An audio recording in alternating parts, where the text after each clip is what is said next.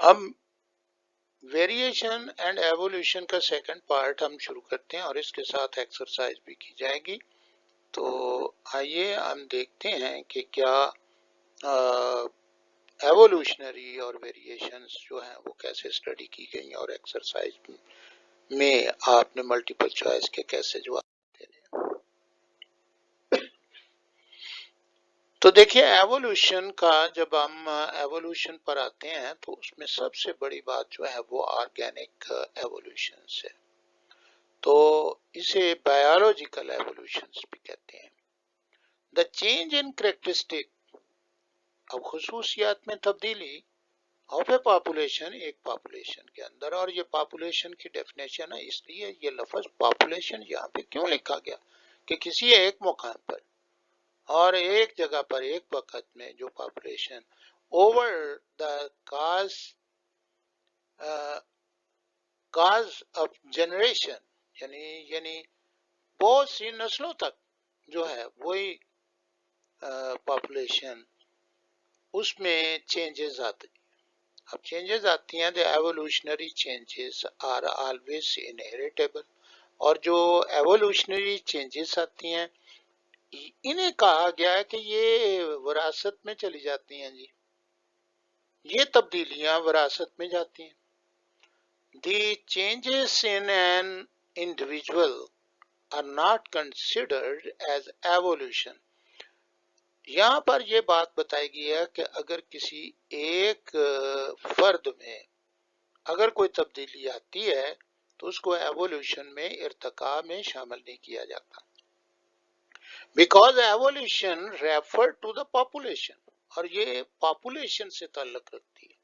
तो पॉपुलेशन को डेफिनेशन के हिसाब से आप इसको मद्देनजर रखिए और ये लफ्ज क्यों लिखा गया है वो आप जान लीजिए। इंडिविजुअल और population, not to the individual, और इंडिविजुअल के साथ नहीं है जी। अब देखिए organic evolution involves the two major process, और इसके दो बड़े प्रोसेस हैं। Alteration of genetic characters, trait of a type of organisms over time, यानी बहुत ज्यादा मुद्दत के साथ। Alteration of genes, genetic characters जो हैं वो उसके तब्दील हो जाते हैं, ट्रेट उसका तब्दील हो जाता है। तो type of a type of organism, एक किस्म के जानदार के अंदर ओवर ए टाइम, बहुत मुद्दत के साथ।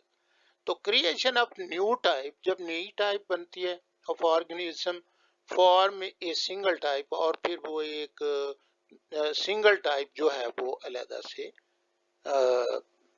मर्ज वजूद में आ जाती है। तो देखिए अब यहाँ पे हम एक बात को पढ़ते हैं। यहाँ पे आपने देखा होमोलॉगस स्ट्रक्चर्स है, और इन होमोलॉगस स्ट्रक्चर्स में ह्यूमन में ये ह्यूमरस है और ये रेडियस और अल्ना, और उसके बाद है कार्पल और मेटाकार्पल और फ्लैंजिस। तो ये स्ट्रक्चर उसके हाथ जो है बाजू का है। अब फोर लिम्ब का है ह्यूमन का।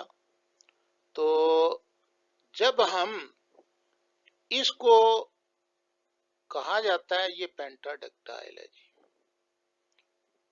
यानी इसको पेंटाडक्टाइल में हम कंसिडरेशन में लाते हैं। लेकिन जब हम ऑब्जर्व करते हैं कैट के अंदर उसके अगले यानी पंजे को पूरा, मतलब उसका जो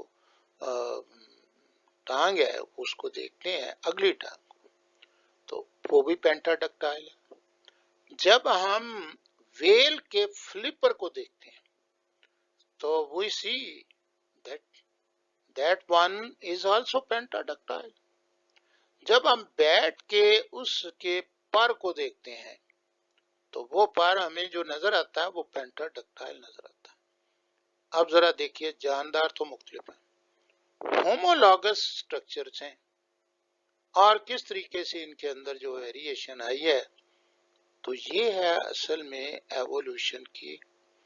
यहाँ पे जो evolution, organic evolution involve the two major process, the alternation of genetic characters, genetic character में तब्दीली आई ऑफ ए टाइप, एक टाइप के अंदर, ऑफ ए ऑर्गेनिज्म, एक ओवर टाइम, मुद्दत के साथ, बड़ी मुद्दत के साथ। अब क्रिएशन ऑफ न्यू टाइप, और एक नई टाइप जो है of organism from a single type, एक सिंगल टाइप से। अब देखिए इसके कुछ फायदे भी हो सकते हैं। द स्टडी ऑफ एवोल्यूशन, जब आप एवोल्यूशन को स्टडी करते हैं, द डिटरमाइंस द एंसेस्टर्स, अब इस बात का तयन करते हैं कि इनके आबाओ अजदाद कौन से हैं। ये पहले से शुरू आगाज में इनके ये कहाँ से, मतलब इनके इर्तका होकर ये नई तब्दीली जो आई है या नई स्पीशी बन गई है, ये कैसे बन गई है, and the relationship among the different kinds of organism, और ये मुख्तलिफ ऑर्गेनिज्म के साथ इनका रिलेशनशिप कैसे है। अब देखा ये आपने रिलेशनशिप, ये किस तरीके से रिलेशनशिप जो है वो बन रहा। एंटी एवोल्यूशन आइडिया, अब ये एक और बात है, देखिए जब अपोज किया गया इस एवोल्यूशन के को, कि ये एवोल्यूशन का इर्तका के नजरिए को, इस थ्योरी को, जब तो उस वक्त अपोज भी किया गया, लेकिन एक एंटी एवोल्यूशन आइडिया जो है वो सपोर्ट भी करता है, that living organism had been created, कि इनको तख्लीक किया गया है इन देयर करंट फॉर्म, मौजूदा सूरत हाल में, only a few thousand years ago, कुछ हजारों साल, यानी हजारों साल पहले जो है ना। और it is the theory of special creation, और इस थ्योरी को हम स्पेशल क्रिएशन कहते हैं। ये स्पेशल क्रिएशन की थ्योरी की डेफिनेशन भी है।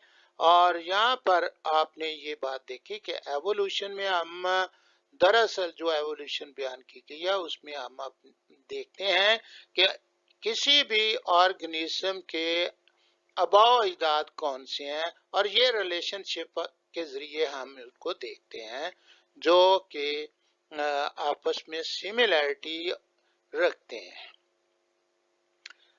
तो नेक्स्ट, अब एक और बात जो एवोल्यूशन के हवाले से ही है, scientific work in 18th century led to the idea that living organism might change. अब फिर ये आइडिया यहाँ से, यानी किस वक्त ये स्ट्रेंथ पकड़ा, इसकी स्ट्रेंथ, हालांकि ये पहले मौजूद नहीं था, और ये यहाँ से शुरू होता है, यहाँ से सारी स्टडी जो है एवोल्यूशन की स्टडी शुरू होती है। चार्ल्स डार्विन 1809 और 1882 proposed organic evolution in 1838. It was called the theory of natural selection, और इसको natural selection कहा गया। अब Darwin proposed this theory after 5-year voyage, यानी उसने समुद्री सफर जो है वो 5 साल तक करता रहा। His Majesty's ship, यानी ये शिप वो होते हैं जो बादशाहों के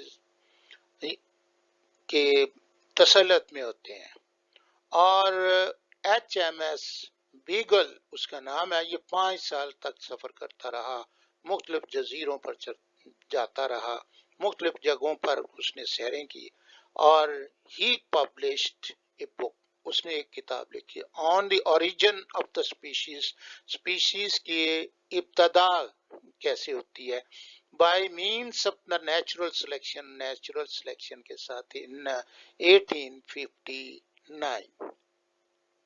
इट वॉज नॉट एक्सेप्टेड, और इसको कबूल नहीं किया गया, because of the lake of sufficient evidence, यानी बहुत ज्यादा जो शहादतें थी वो उसमें पेश नहीं की गई थी। In 1920 and 1930, some scientists, 1920 और 1930 में कुछ साइंसदानों ने prove that the theory of natural selection and Mendelian genetics are the same idea. और ये हकीकत भी है कि वो आइडिया जो मेंडेलियन जेनेटिक्स के आइडिया हैं वो कुछ सेम है, नेचुरल सिलेक्शन।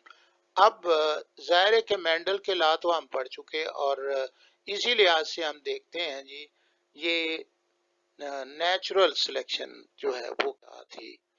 तो आइए, mechanism of evolution of natural selection. Natural selection में हमने जिस बात पे गौर करना वो ये है कि every population contain the several variation. Her population के अंदर जो है ना मुख्तलिफ वेरिएशंस आती हैं, तब यानी उनमें मुख्तलिफ अक़साम जो हैं वो आप करैक्टर्स जो हैं मुख्तलिफ देखते हैं। वेरिएशंस आर मॉर्फोलॉजिकल और फिजियोलॉजिकल। मॉर्फोलॉजी यानी ऊपर अपीयरेंस जो है वो उनकी कोई डिफर कर रही होगी, या फिजियोलॉजी या अंदर जो काम करने का सिस्टम है थोड़ा सा डिफर कर रहा होगा।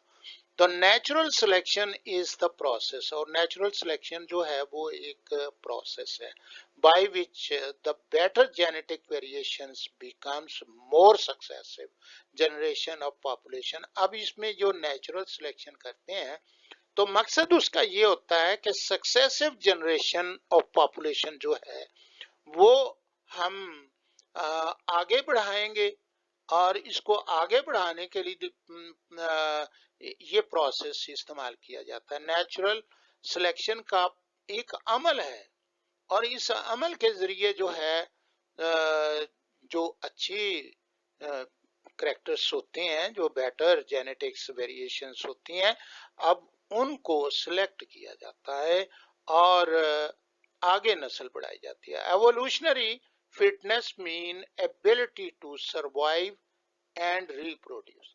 अब यहाँ पे एबिलिटी, यहाँ दो बातें आपने, एक होता है एबिलिटी टू सर्वाइव और एक होता है रिप्रोड्यूस और फिर रिप्रोड्यूस। जब एबिलिटी टू सर्वाइव हो तो रिप्रोड्यूस भी होंगे। अब यहाँ पे एबिलिटी टू सर्वाइव, यहाँ पे हम देखते हैं जी ये हमारे पास यहाँ कैट एक दिखाई गई है, तो इन माउस को ये खाती है, ये माउस है। इन माउस के साथ उसकी रगबत है, प्रे करती है, प्रीडेटर के। तो अब ये हुआ ये कि इसमें म्यूटेशन आ गई, तो म्यूटेशन से इसका जो कलर है वो चेंज हो गया। अब म्यूटेशन की वजह से कलर चेंज हो गया तो उसकी एक्सेप्टेंस आप देखिए। अब कैट के लिए तो फेवरेबल जो है वो ये थे, तो इसमें म्यूटेशन की वजह से अब ये जो है स्पीशीज, अब देखें evolutionary fitness means ability to survive. अब किसके अंदर एबिलिटी पैदा हुई? अब पहली बात तो ये है कि अनफेवरेबल वेरिएशंस सिलेक्टेड अगेंस्ट। अब ये जो है यहाँ पे देखिए अनफेवरेबल, तो इस कैट के लिए ये अनफेवरेबल थे और इनको सिलेक्ट किया गया अगेंस्ट। और लेकिन ये रिप्रोडक्शन के लिए अब एबिलिटी टू सर्वाइव और रिप्रोडक्शन में इनको फेवरेबल कंसीडर किया गया, और ये आहिस्ता आहिस्ता जो वाइट थे ये खत्म होते चले गए और ब्लैक माउस जो हैं उनकी नस्ल आगे बढ़ने लगी। तो ये असल में जो अनफेवरेबल तो कैट के लिए थे, तो ये लफ्ज जो लिखे अनफेवरेबल वेरिएशन सिलेक्टेड अगेंस्ट, और ये सिलेक्ट हो गए और ये it becomes individual with the favourable, और ये फेवरेबल थे। अब ये एनवायरनमेंट के लिए फेवरेबल थे। अब यहाँ भी बात ये कही गई है कि favourable variation survive and selected, और फिर वो सिलेक्ट हो जाते हैं। एनवायरनमेंट में जो फेवरेबल होते हैं वो अब their transmission to next generation, और फिर उनकी अगली नस्ल में ट्रांसमिशन हो जाती है, चले जाते हैं। द माउस पॉपुलेशन की एग्जांपल दी है और अनफेवरेबल वेरिएशन आर सिलेक्टेड, तो अगेंस्ट, और ये उनको जो अनफेवरेबल वेरिएशन से वो सिलेक्टेड अगेंस्ट, और their transmission to next generation, और फिर उनकी नेक्स्ट जनरेशन में ये थे अनफेवरेबल अगेंस्ट इनके इनके अगेंस्ट ये अनफेवरेबल थे, और यही देयर ट्रांसमिशन और उनके टू नेक्स्ट जनरेशन, अगली नस्ल में ये ट्रांसमिट होते चले गए। तो आइए एक और एग्जाम्पल से भी हम इसे देखते हैं। The two variation in England, अब two variation of moth, moth जो है वो दीज आर इंसेक्ट, और ये वहां पे डार्क था, एक डार्क था एक वाइट था। The moth used to rest, अब ये आराम करते थे यानी बैठते थे ऑन लाइट कलर्ड ये फ्री ट्रंक, अब ये ट्री ट्रंक के ऊपर जो है बैठते थे। अब वो जो लाइट कलर में होता था वो लाइकन उसके ऊपर ग्रो करते थे, उस दरख्त के ऊपर लाइकन, लाइकन जो है दरअसल ये फंगस है, और जो उस ट्रंक के ऊपर ग्रो करते थे, तो उसमें ये लाइट कलर में दोनों, अब दोनों जब दरमियाने कलर्स में आएंगे तो आप यानी इसको भी डिटेक्ट नहीं कर सकते, इसको भी नहीं कर सकते, दोनों को पता नहीं चलता। तो इसलिए जो प्रे थे इन स्पैरोस के लिए या बर्ड्स के लिए, तो कोई भी बन सकता था।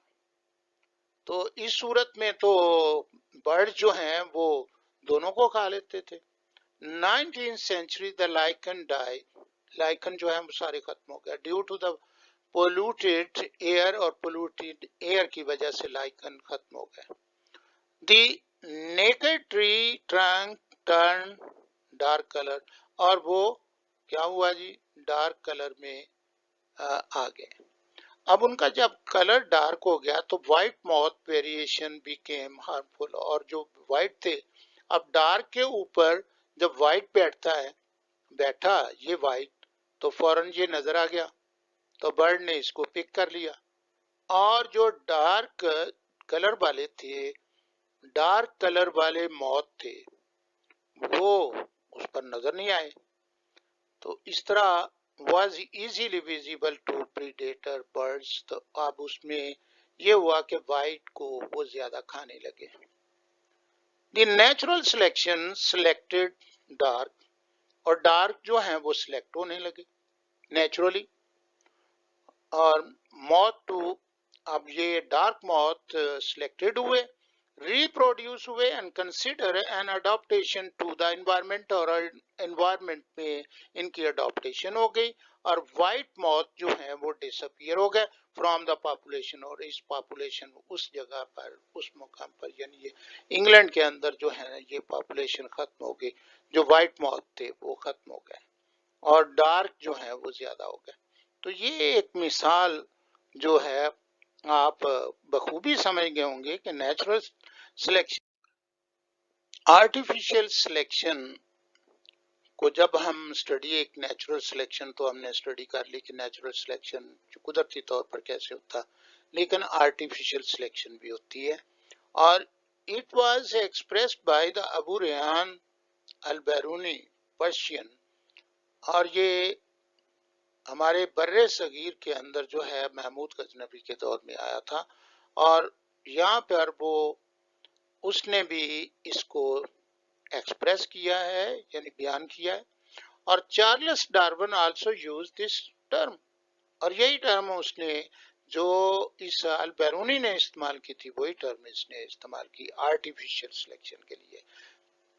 It was noted that for special properties domestic animals, अब उसमें स्पेशल प्रॉपर्टी वाले जो डोमेस्टिक यानी पालते थे, घरों में जानवर पालते थे, जैसे कोई भैंस है तो वो ज्यादा दूध देने वाली है, अगर कोई उनको गाय है तो उनको दूध से वहां पे कोई गरज नहीं थी, उनको ये था कि कोई बिछड़ा मिलेगा और बैल बनेगा तो हाल में जोतेंगे, और इसलिए वो नेचुरल सिलेक्शन के लिए अच्छी नस्ल के वो बैल पालना चाहते थे।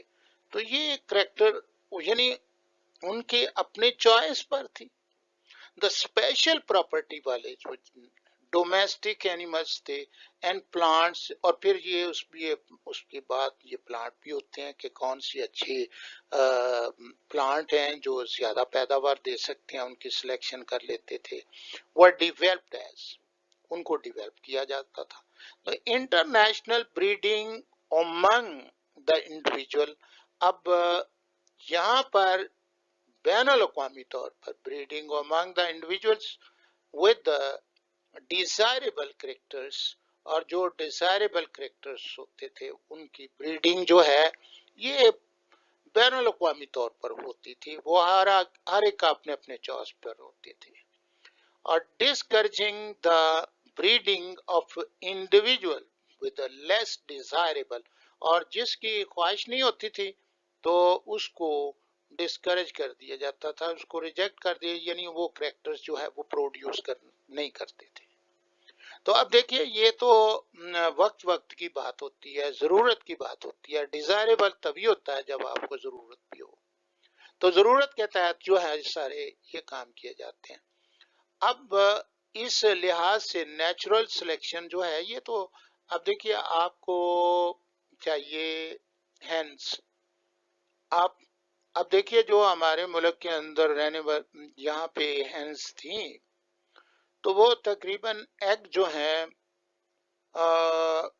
ज्यादा से ज्यादा अगर देंगी तो 100 120, यानी यानी इसमें ये था कि 112 देंगी या 100 के करीब जो है वो अंडे देती थी।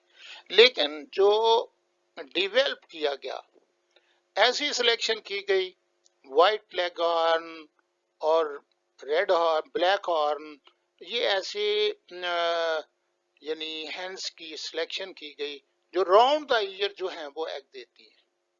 तो इसके अलावा ऐसे भी वैरायटीज ली गई जिनसे ज्यादा मीट लिया जा सकता है। तो ये हमारे अपने चॉइस पर, अपनी डिजायर पर है कि उनकी सिलेक्शन जो है वो की जाए, उन हैंस की सिलेक्शन की जाए जो आपको ज्यादा मीट दे सकें या ज्यादा एग दे सकें। तो उनके लिए भी आप ये डिजायर करेक्टर के हवाले से, लेकिन जो डिजायर नहीं है उनको डिस्करेज कर दिया जाता है, छोड़ दिया जाता है। अब यहाँ पर एक बात जाहिर है कि आर्टिफिशियल सिलेक्शन के बाद आप पौधों या जानवरों के, एनिमल्स का या प्लांट की आप वैरायटीज बनाते हैं। तो देखिए ये जो डेफिनेशन है ये अक्सर पूछी जाती है, और new generation with desirable characters, और जो डिजायरेबल करेक्टर्स के साथ नई जनरेशन होती है are produced by the artificial selection, और आर्टिफिशियल सिलेक्शन के साथ द ब्रेड एनिमल, और जो एनिमल्स जो हैं वो ब्रेड किए जाते हैं, प्रोड्यूस या आर्टिफिशियल सिलेक्शन के साथ लिए जाते हैं, आर नोन एज ब्रीड्स, उसे ब्रीड कहते हैं। वाइल द ब्रेड प्लांट्स, जो प्लांट ब्रेड किए जाते हैं उनको they are known, the varieties are cultivars, उनको या कल्टीवर्स कहते हैं। अब देखिए ये प्लांट के हवाले से भी आप देखिए कल्टीवर्स वैरायटीज जो हैं, ये एक पौधा जो है ये मस्टर्ड प्लांट है। अब मस्टर्ड प्लांट जो है ये कितनी किस्में इसी से जो निकलने वाली है वो क्या है। अब देखिए ये कैबेज है, और यहाँ पर ये ब्रोकोली है, और ये कॉलीफ्लावर है। आगे कॉलीफ्लावर की कितनी किस्में हैं जो बना दी गई हैं, और ये जो है यहाँ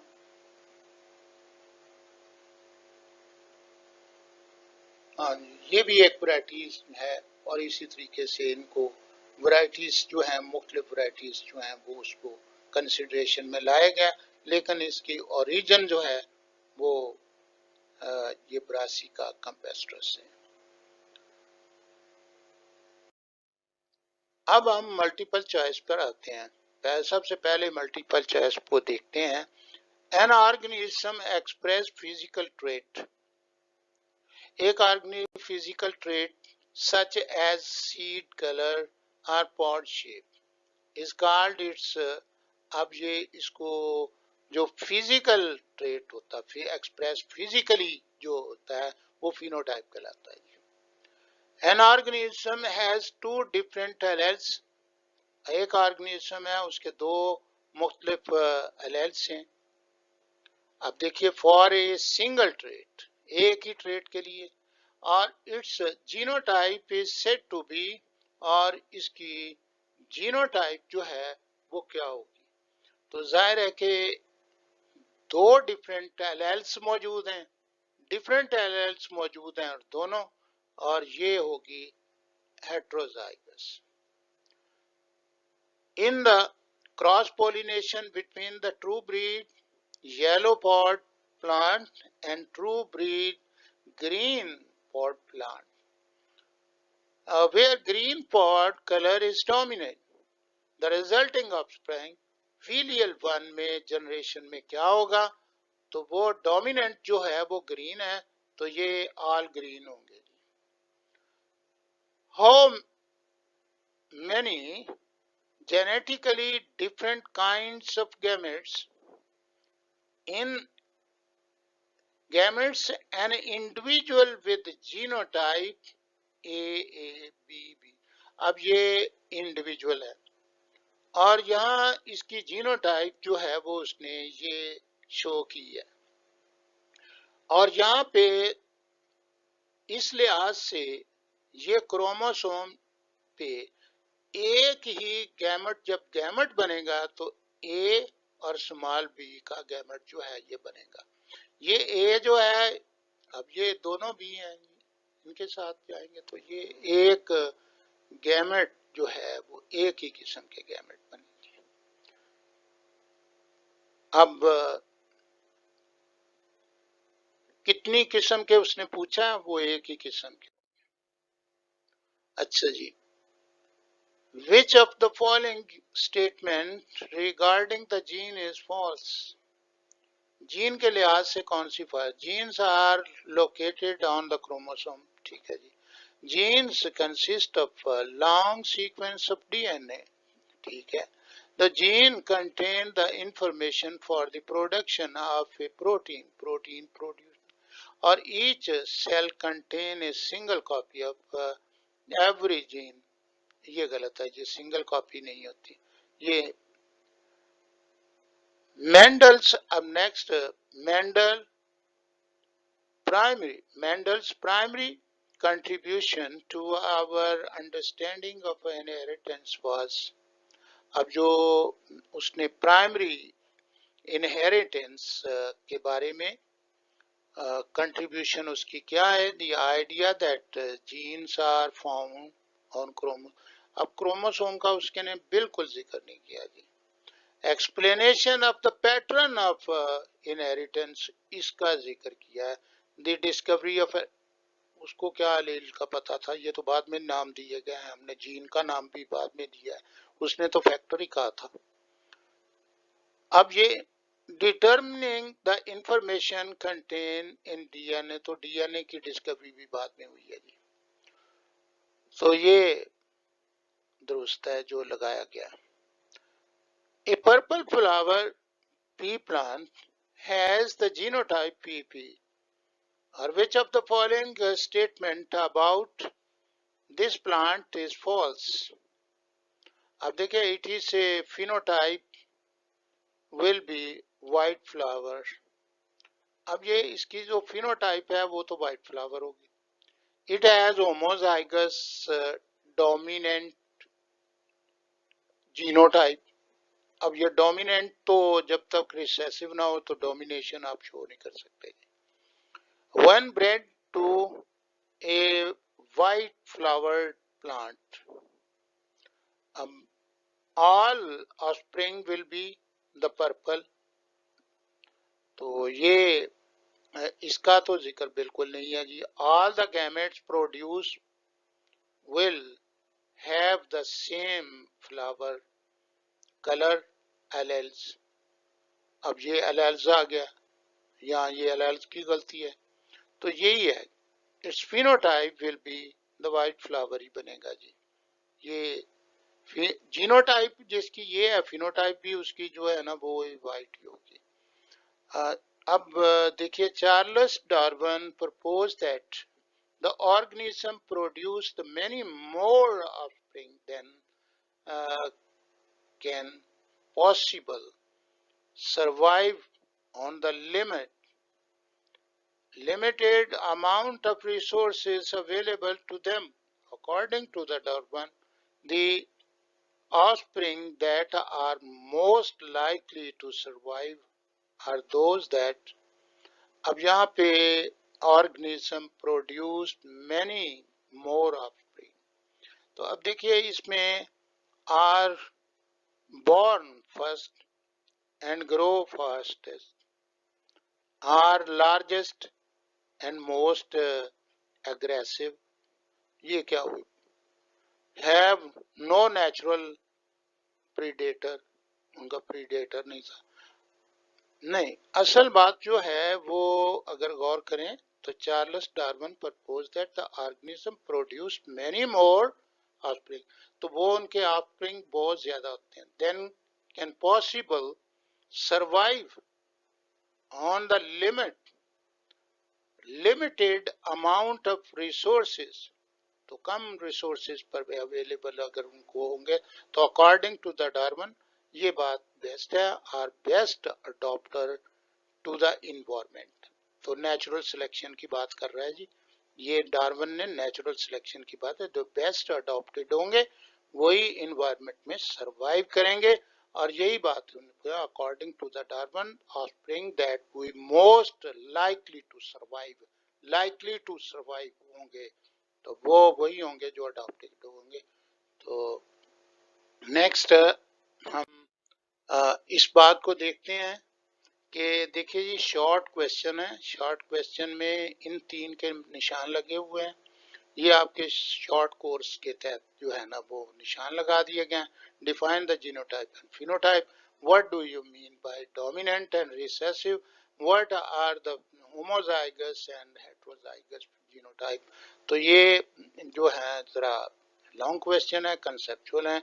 the describe the structure of the chromatin, chromatin क्या होता है और इसके बारे में मुकम्मल जो है वो लिखा गया। Describe the Mendel's law of segregation, तो इसका पहला लॉ जो है, explain the Mendel prove that the law of independent assortment, तो इसकी इम्प्रूवमेंट ये हैं आपके क्वेश्चन जिनकी तरफ आप ध्यान दीजिए और इनको लाजमी तौर पर कर लीजिए। I think so. अस्सलाम वालेकुम।